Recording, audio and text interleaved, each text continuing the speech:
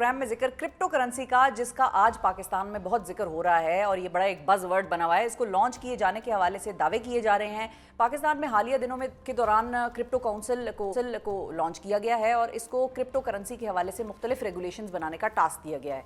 जबकि वज़ीर आज़म के मुआवन खुसूसी बराए क्रिप्टो एंड ब्लॉकचेन बिलाल बिन साकिब ने यह वाज़े कर दिया है कि पाकिस्तान बिटकॉइन में कोई सरमायाकारी नहीं कर रहा, बल्कि दुनिया की दूसरी कंपनियों को पाकिस्तान में क्रिप्टो करेंसी के जरिए सरमायाकारी की दावत दे रहा है और अपना सरमाया लाने वाली कंपनियों को बिजली के इस्तेमाल पर रियायत देगा। ताहम दिलचस्प बात यह है कि स्टेट बैंक ऑफ पाकिस्तान और वजारत ख़जाना ने यह इंकिशाफ किया है कि फ़िलहाल पाकिस्तान में क्रिप्टो करेंसी के कारोबार पर पाबंदी है और इसके लिए कानूनी और रेगुलेटरी फ्रेमवर्क अभी बनना बाकी है। इसके साथ साथ पाकिस्तान में क्रिप्टो करेंसी की मुमकिना लॉन्चिंग को एक रिस्की सरमायाकारी करार दिया जा रहा है, जिसके लिए हुकूमत को पब्लिक फंड्स इस्तेमाल करना होंगे और इसमें बहुत ज़्यादा उतार चढ़ाव के बायस क्रिप्टो करेंसी को एक वोलेटाइल एसेट करार दिया जा रहा है। क्या वाकई पाकिस्तान को करेंसी की ज़रूरत है? इस हवाले से गुफ्तगू करने के लिए हमारे साथ मौजूद हैं सीनियर मुआशी तज्ज़ियाकार हैं और साबिक चेयरमैन FBR हैं शब्बर जैदी साहब। अस्सलाम वालेकुम जैदी साहब। वालेकुम सलाम। बहुत शुक्रिया जैदी साहब, आपने वक्त निकाला। सबसे पहले तो ये बताइए कि एक मुल्क में एक चीज़ ही बैन हो तो उसकी वजारत का पहले कायम हो जाना या उसका डिपार्टमेंट बन जाना या उसकी टास्क फोर्स पहले बना दी गई और उस चीज़ को पर बैन जो है उससे पाबंदी जो है वो बाद में हटाई जाएगी, इस चीज़ का पहले कोई रेगुलेटरी फ्रेमवर्क बन जाएगा और फिर सारे मामला स्ट्रीमलाइन करने के बाद इसकी वजारत कायम होगी। क्या ये तरीक़ाकार नहीं होना चाहिए था? बेसिकली कोई मतलब कि पहले रेगुलेटरी फ्रेमवर्क बने और फिर बाद में उसका डिपार्टमेंट या वजारत या उसके हवाले से लोग जो हैं वो सामने आए। बिस्मिल्लाहिर्रहमानिर्रहीम। देखिए, बात यह है कि जो आपने सवाल किया इसका मैं जवाब दे देता हूँ। पहली बात तो ये है कि आपने क्रिप्टो करेंसी में का शोशा छोड़कर, मैं शोशा ही कहूँगा, तो कौम को एक ऐसी लाइन देनी है जिसमें आपकी फाइनेंशियल पोजीशन जो आज है उससे लोगों का असल में जो हट जाए और वो इन चीज़ों में लग जाए। दूसरी बात यह है कि क्योंकि हम ज़हनी तौर पर एक गुलाम हैं उस सोच के जो US से ओरिजिनेट होती है, और क्योंकि ट्रम्प जो है वो क्रिप्टो करेंसी के बारे में बातें कर रहा है, तो हम ट्रम्प को खुश करने के लिए ये कह रहे हैं कि जो आप कह रहे हैं हम उससे 2 हाथ आगे हैं। तो बेसिकली ये जो कुछ क्रिप्टो करेंसी के बारे में हो रहा है, मैं इसको बिल्कुल सीरियस नहीं लेता। ये एक डाइग्रेशन है जो कौम के लिए की जा रही है, इसका कोई नतीजा नहीं निकलेगा। मगर मैं आपको दूसरी बात बताऊं कि अगर आप क्रिप्टो करेंसी वाली तरह की चीज़ें पाकिस्तान में लेकर आएंगे तो आप बहुत शदीद नुकसान पहुंचा देंगे पाकिस्तान के सिस्टम को। अच्छा, मैं ये क्यों कह रहा हूँ? वो ये इसलिए कह रहा हूँ मैडम शिफा, के पाकिस्तान दुनिया के चंद एक उन मुल्कों में है जिसमें foreign currency transaction totally regulated हैं। उसमें हर foreign currency transaction after 2018 State Bank of Pakistan के रेगुलेशन के तहत अंडरटेक की जा सकती है। अब आप क्रिप्टो करेंसी जब लेकर आते हैं तो उसका बुनियादी फलसफा ये होता है कि उसमें रेगुलेशन नहीं होती और वो डीरेगुलेटेड होता है सेंट्रल बैंक के साथ। सही है। तो अगर आप इस वक्त क्रिप्टो करेंसी की बातें कर रहे हैं और रेगुलेशन की बात कर रहे हैं, तो मेरा ख्याल है जिन लोगों ने ये बात की है उनको इस काम का अंदाजा नहीं है।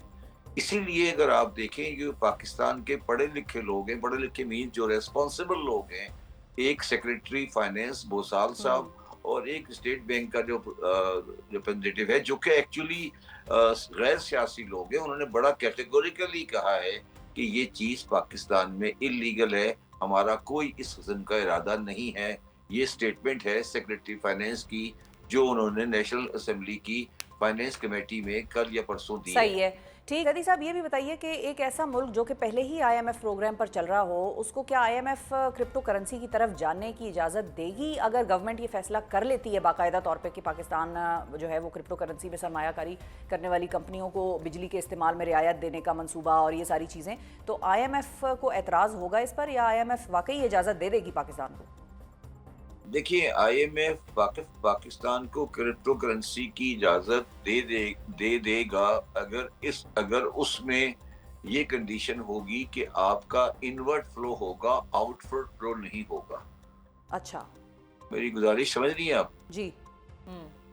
कि अगर वो ये कहेंगे कि अगर आपकी इन्वर्ट एनर्जी में इन्वेस्टमेंट आ रही है और एनर्जी की किसी तरीके से आप इसको डील कर सकते हैं तो फिर आप इन्वर्ट में अलाउ कर दें, मगर अपेरेंटली वो आपको इसकी इजाज़त नहीं देंगे। और जब आईएमएफ प्रोग्राम में आप हैं और आपकी करेंसी इतनी ज़्यादा परेशान कुन है तो वो शायद आपको इजाज़त नहीं दें। ठीक है। मगर मैडम मैं अब थोड़ा-सा इसको जब और गौर से इसको मैंने देखा है, तो शायद मैं कहना नहीं चाहिए, शायद गवर्नमेंट एक गैम्बल खेल रही है।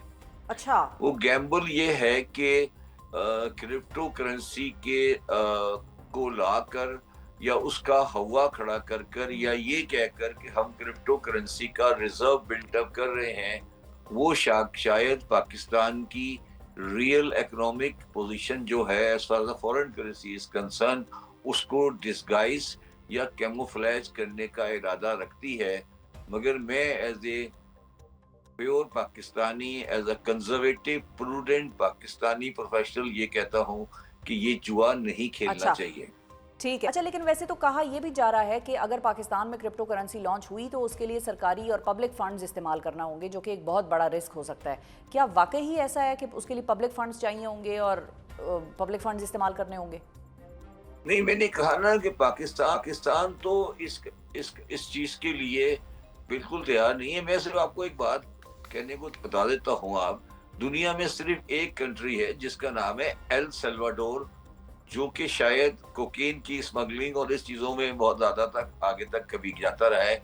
दुनिया का वाहिद कंट्री है एल सल्वाडोर जिसमें क्रिप्टो करेंसी लीगल है, बाकी ठीक है। किसी कंट्री में क्रिप्टो करेंसी लीगल नहीं है। तो अगर पाकिस्तान एल सल्वाडोर के साथ खड़ा होना चाहता है तो मैं ठीक क्या है। कह सकता हूँ उससे ज्यादा। ठीक है शब्बर साहब, आप ट्रंप का जिक्र किया तो मुझे भी ये बात याद आ गई कि पाकिस्तान तो ट्रंप के साथ ही खड़ा होना चाह रहा है, तो ट्रंप को बेसिकली क्या फ़ायदा नज़र आ रहा है अपने लिए? अगर हम अमेरिका की बात करें तो क्रिप्टो करेंसी का अमेरिका को क्या फ़ायदा है?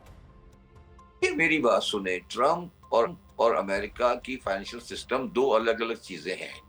आप प्लीज एक चीज को ध्यान में रखिएगा कि ट्रंप और अमेरिका का फाइनेंशियल सिस्टम दो अलग अलग चीजें हैं। अमेरिका का फाइनेंशियल सिस्टम एक स्टेबलाइज सिस्टम है जिसके ऊपर पूरी दुनिया की मईशत चल रही है। आपने अभी देखा होगा टैरिफ के बाद स्टॉक एक्सचेंज किस तरह मूव हुआ है और उसमें क्या एलिगेशन ट्रंप के बारे में आ रही हैं। तो आप प्लीज ट्रंप को और अमेरिका को मिक्स नहीं करें।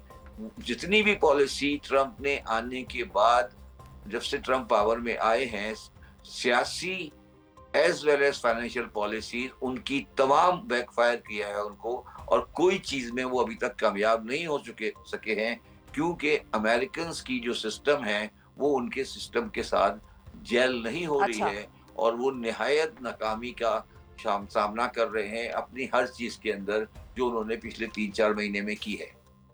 सही है जी, बहुत शुक्रिया अदा करेंगे। शब्बर जैदी साहब नाजरीन हमारे साथ मौजूद थे और ये भी उन चंद लोगों में से हैं जो कि इस वक्त क्रिप्टो करेंसी के हवाले से पाकिस्तान जो है उसके डिसीजंस को क्वेश्चन कर रहे हैं, उसके डिसीजंस पर बड़ी क्रिटिकली नज़र रखे हुए हैं। अब देखते हैं कि आने वाले वक्तों में क्या वाकई पाकिस्तान क्रिप्टो करेंसी, बिटकॉइन और इस किस्म की चीज़ की तरफ जाएगा जहाँ पर रिस्क बहुत ज़्यादा है इन्वेस्टमेंट डूबने का, या इन्वेस्टमेंट या बाकी रेगुलेटरी फ्रेमवर्क के हवाले से क्या पाकिस्तान सीरियस है कि पाकिस्तान ने रेगुलेटरी फ्रेमवर्क बनाना है और फिर उसके बाद क्रिप्टो करेंसी में छलांग लगानी है। तो ये सारे फैसले जो हैं ये आने वाले वक्तों में हमें नजर आएंगे। अगले हफ्ते ईद के बाद बजट भी आ जाएगा, उसमें भी चीज़ें प्रॉबली इस हवाले से और ज़्यादा क्लैरिटी के साथ सामने आएंगी।